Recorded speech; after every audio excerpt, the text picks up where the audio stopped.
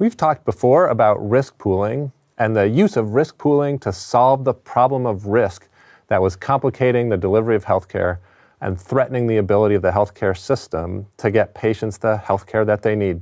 Risk pooling is a nice concept, but what we need is some way to actually pull it off. If you just have 100 people or 1,000 people and you're trying to organize them to pool risk, maybe you could possibly do that if some person who's good at organizing things goes and makes that happen. But in reality, we're using much larger pools of people these days who generally don't know each other, so we're going to need some other way to do it. Perhaps not surprisingly then, we've created institutions and organizations in modern healthcare systems that do this, and they're well-established parts of healthcare systems now. I'll use a generic term for these here, and we'll call them intermediaries. We'll say that intermediaries are the entities that collect funds from a group of people, pool the funds, and use them to pay for health care for the people who are covered. Now, just a moment on terminology could be useful. We'll often use the term intermediaries here, but in fact, you'll hear people, including me, use other terms as well. Some intermediaries are private insurance companies, so we'll call them that sometimes, or maybe just insurers.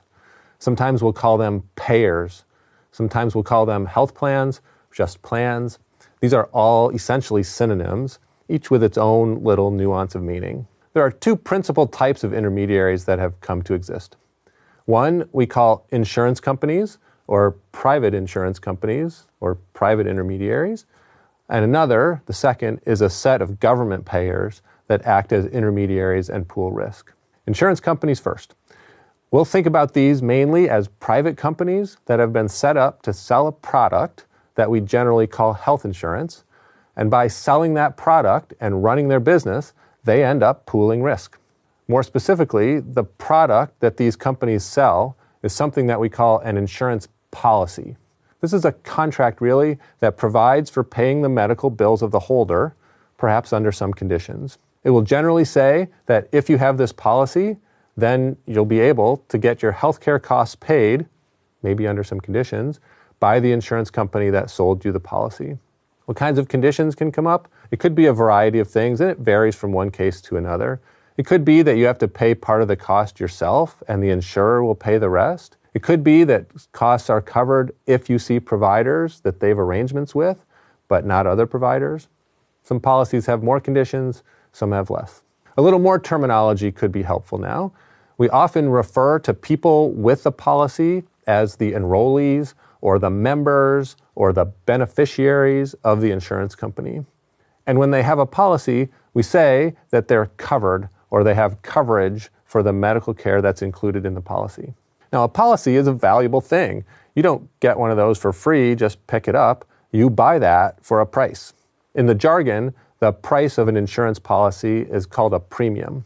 In a very basic way, which for now leaves some things out, private insurance companies are in the business of selling policies in return for money, and they do that because they think it's good business. But as they do that, they're also pooling risk. How's that happening? Well, lots of people buy the policies.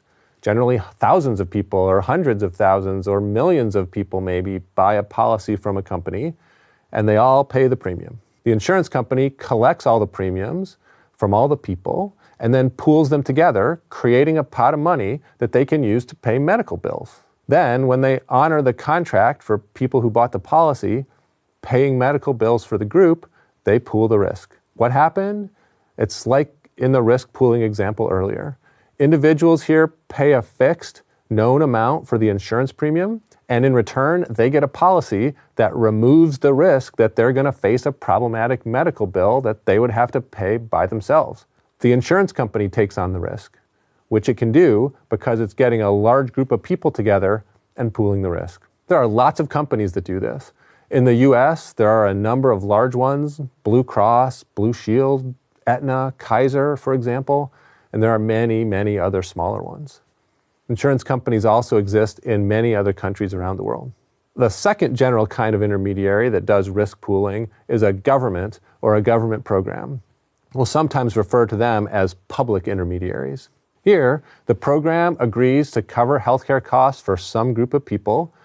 Then it collects funds from the population to finance this.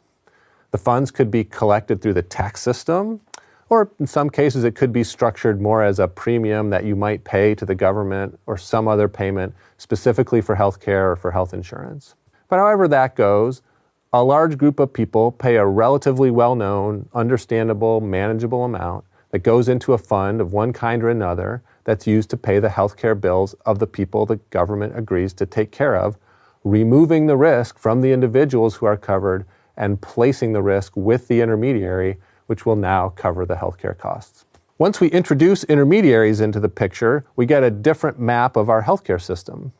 We can add on to the earlier simple picture with just patients and providers. With intermediaries in the picture, funds can flow through the intermediaries from the patients to the providers. So let's take a look at a modified picture.